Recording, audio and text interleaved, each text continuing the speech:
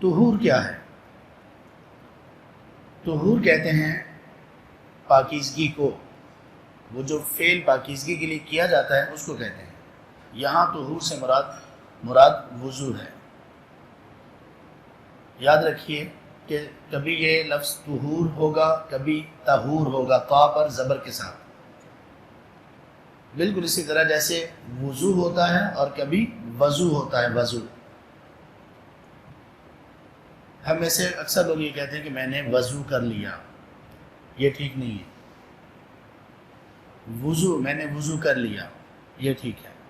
کیوں؟ اس لیے کہ وضو اور طہور ان دونوں کا معنی ہے وہ چیز جس سے پاکیزگی حاصل کی جائے، اور وضو اس کو کہتے ہیں جس سے وضو کیا جائے۔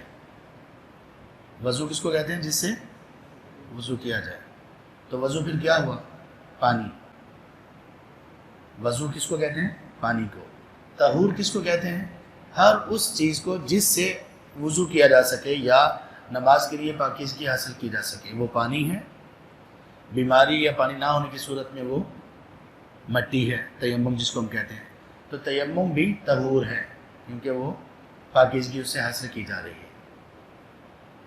ایک جملہ اگر آپ یاد کر لیں تو آپ کو یہ وضو اور وضو کا فرق ازبر ہو جائے گا۔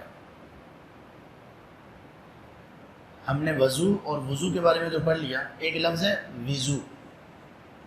وضو، وضو کہتے ہیں برتن کو، وضو کہتے ہیں پانی کو، اور وضو کہتے ہیں اس فعل کو۔ تو جملہ یہ ہے، وضو میں ڈالو، مجھے وضو کرنا ہے۔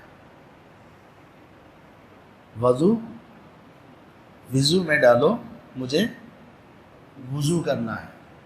ذرا دہرائیں آپ لوگ، وضو میں ڈالو، مجھے وضو کرنا ہے۔ اس سے واضح ہو جاتا ہے۔